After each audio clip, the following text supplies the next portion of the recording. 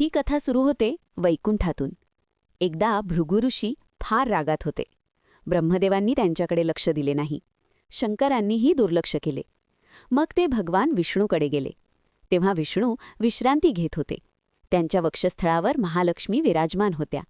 भृगु ऋषींनी काहीही न बोलता भगवान विष्णूंच्या छातीवर पायाने लाथ मारली.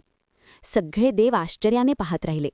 विष्णू काय प्रतिक्रिया देतील याची सगळ्यांना उत्सुकता होती.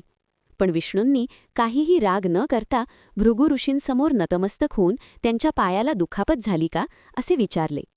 हे सगळे महालक्ष्मी पाहत होत्या. विष्णूंची छाती म्हणजेच तिचे घर होते. त्या ठिकाणी लाथ मारली गेली होती आणि विष्णूंनी ऋषींच्या अहंकाराला लक्ष्मीच्या सन्मानापेक्षा जास्त महत्त्व दिले. महालक्ष्मी दुखावल्या. त्या उठल्या आणि वैकुंठ सोडून निघून गेल्या. त्या पृथ्वीवर तपश्चर्या करण्यासाठी आल्या. त्या काळात कोलासूर नावाचा राक्षस करवीर प्रदेशावर राज्य करत होता. तो अत्यंत क्रूर आणि बलवान होता. तो गावांवर हल्ले करत असे, मंदिरे उद्ध्वस्त करत असे, लोकांना देवपूजा करू देत नसे. जो विरोध करेल त्याला शिक्षा दिली जात असे. लोक घरे सोडून पळून जात होते. सगळीकडे भीती पसरली होती. देवांनी कोलासुराला थांबवण्याचा प्रयत्न केला, पण त्यांना अपयश आले. तेव्हा लोकांनी दिवसरात्र महालक्ष्मीची प्रार्थना केली आणि तेव्हाच महालक्ष्मी प्रकट झाल्या. त्या उग्र रूपात प्रकट झाल्या. त्यांच्या अनेक हातांत शस्त्रे होती. त्यांच्या पावलांनी पृथ्वी थरथर कापू लागली. कोलासुराने त्यांना पाहून हसण्यास सुरुवात केली. मग भीषण युद्ध सुरू झाले. कोलासुराने काळा शक्ती आणि शस्त्रांनी हल्ले केले. आकाश काळोखाने भरून गेले. पण महालक्ष्मी ठाम उभ्या राहिल्या.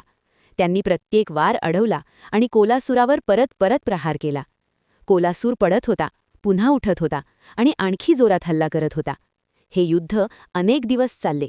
शेवटी महालक्ष्मीने आपली सारी शक्ती एकवटली आणि एका अंतिम प्रहाराने कोलासुराचा पराभव केला.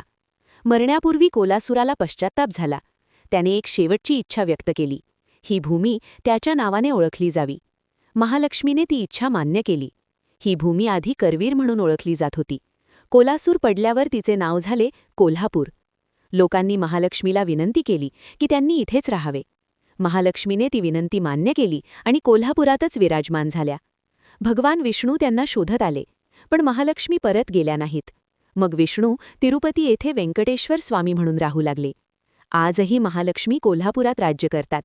त्या स्वर्ग सोडून आपल्या भक्तांचे रक्षण करणारी देवी आहेत. अशी महालक्ष्मी कोल्हापुरात आल्या.